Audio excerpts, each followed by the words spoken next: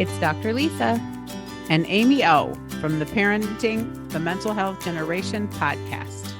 Do you ever wonder if you're the only one struggling with bumps and pitfalls on a daily basis? Listen to Real Talk, essays from real life, straight from the Catch Journal at catchescommunity.org. We're recording those heartfelt and honest stories from parents and others for those who'd rather listen than read. When you hear people share their most vulnerable moments, you'll know you are not alone. So put in your earbuds and listen to Real Talk, essays from real life.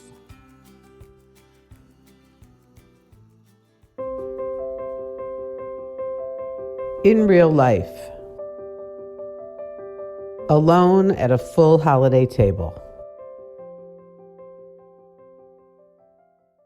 An unwanted visitor quietly joined our Thanksgiving dinner, and I didn't even know it until the next day.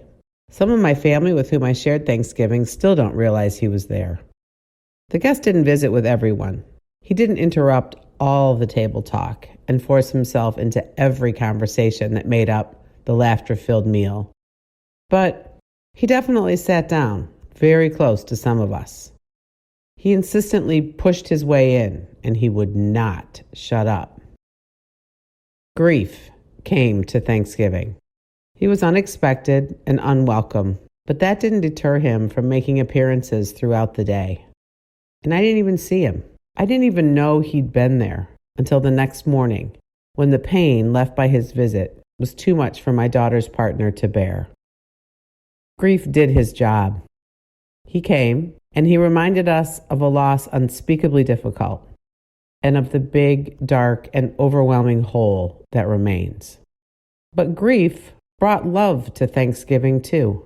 They shared a chair at the table. Love demanded it. Grief's bad manners were mitigated somewhat by love's peaceful, calming presence. My family opened their arms and wrapped my daughter's partner in them. They did all they could to make him feel part of us. Later, he shared that it all felt and tasted good, that he was appreciative, but that it was just so different, that he'd had fun, but the first Thanksgiving without his dad was really difficult. I look back on our day with all the loud laughter, music, and bustle of food preparation and wonder how I ignored the uninvited guests so completely. He's a sneaky one, I think, because he was definitely there between all the noise, waiting to squeeze his way in wherever he could. And squeeze he did. Grief brought gratitude too, though.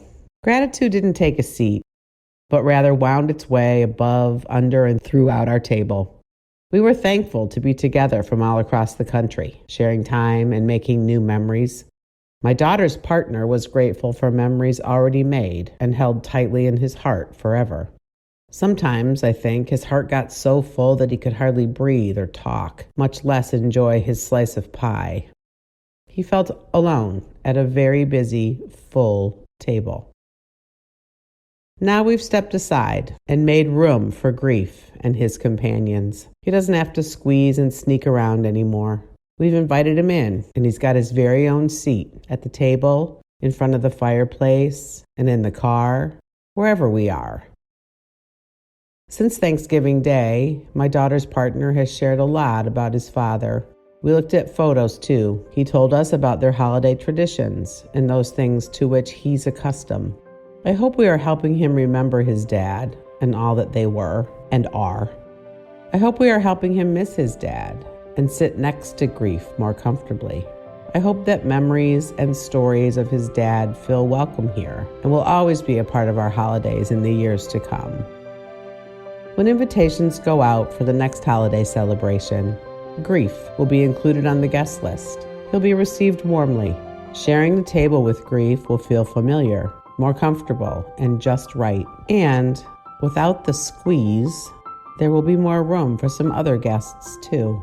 I'm going to invite joy and peace. We thank our brave contributors for sharing their stories. If you'd like to write about what's happening in real life, email info@catchescommunity.org or see the show notes for more information.